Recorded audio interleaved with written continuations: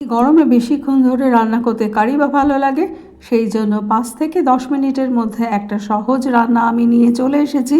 সেই জন্য আমি বেছে নিয়েছি চিংড়ি মাছ। হ্যাঁ, অনেকগুলো চিংড়ি মাছ আমি ধুয়ে রেখে দিয়েছি।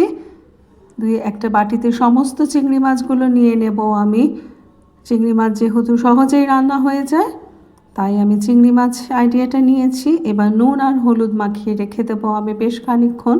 সাথে নিয়ে নেব কাঁচা লঙ্কা, এবং কাঁচা লঙ্কাগুলো অবশ্যই আমি এর মধ্যে ডলে দেব। ভালো করে ডলে সব চিংড়ি মাছের মধ্যে মাখিয়ে দেব, যাতে চিংড়ি মাছের আষ্টে গন্ধটা না থাকে। হ্যাঁ, এই রকমভাবে আমি একদম কচলে নেব। দুটো লঙ্কাই নিয়ে আমি আরেকটু ভালো করে ডলে এবার পুরো মাছগুলোতে যাতে লেগে যায় এই রকমভাবে আমি মাখিয়ে নেব সুন্দর করে।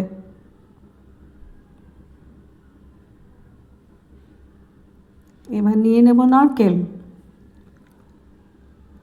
চিংড়ি মাছের সঙ্গে নারকেল খুব ভালো লাগে। হ্যাঁ, এই নিয়েছি একটা শক্ত নোড়া দিয়ে নারকেলটা ভেঙে নিলাম।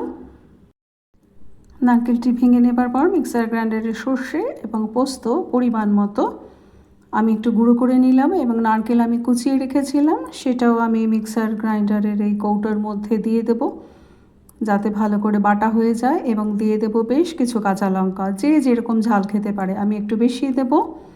এবার এই মিশ্রণটি যেটি তৈরি হয়েছে, মিশ্রণটি তৈরি করবার পর ওই যে মেখে রাখা চিংড়ির মধ্যে আমি এই পুরো মিশ্রণটা দিয়ে দেব। যেই মিশ্রণটা আমি মিক্সার গ্রাইন্ডারে একটু আগে করে দেখালাম, এর মধ্যে লবণ, হলুদ এবং অবশ্যই কাঁচা সর্ষের তেল দিয়ে এবং ভালো করে মাখিয়ে নেব চিংড়ি মাছগুলোর সঙ্গে। পুরো মাখা হয়ে গেছে, খুব ভালোভাবে মাখিয়ে নিয়েছি। হ্যাঁ,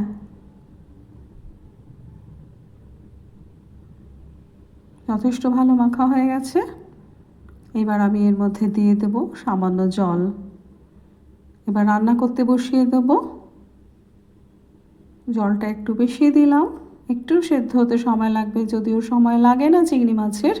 এবার ঢাকা দিয়ে দেব। ঢাকা দিয়ে গ্যাস কিন্তু আমি স্লো ফ্লেমে রাখবো। হ্যাঁ, ঠিক 5 মিনিট হয়েছে। এবার দেখি ঢাকনা খুলে কী অবস্থা।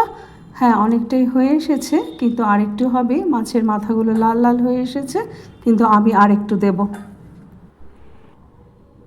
হ্যাঁ, ঠিক 2 মিনিট পর ঢাকনাটা আবার খুলে দিলাম। হ্যাঁ, এইবার ঠিক হয়েছে, সাইড থেকে তেল বেরিয়ে এসেছে। তার মানে এবার রান্নাটা সম্পূর্ণ হয়েছে। সুগন্ধ তো বেরোচ্ছে বেশ। হ্যাঁ, মাছটি একদম ঠিকঠাক পরিপক্ক হয়েছে, দেখলেই বোঝা যাচ্ছে। এর থেকে আর বেশি সেদ্ধ করার কোনো প্রয়োজন নেই, কারণ আমরা জানি বেশি সেদ্ধ করলে স্টিফ হয়ে যাবে, তাতে স্বাদও নষ্ট হবে। এটা একদম ঠিক পজিশনেই আছে। এরপর নুন মিষ্টি আমরা দেখে নিয়েছি।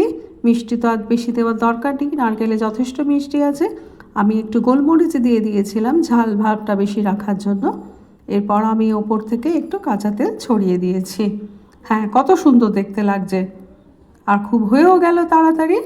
এই গরমে আর অন্য কোনো পদের দরকার নেই, শুধু সাদা গরম ভাত আর চিংড়ি মাছের নারকেলের এই রেসিপি, এই একটা পদই যথেষ্ট। সবাই খুব তৃপ্তি করে খেয়ে নেবে। ঝটপট এই রান্নার রেসিপি কেমন লাগলো আমাকে কমেন্টে জানাও। লাইক আর একটা শেয়ার করে দিও, আর সাবস্ক্রাইব করে আমার এনজয় চ্যানেলটিকে এগিয়ে দিও। আজকে আসি তবে।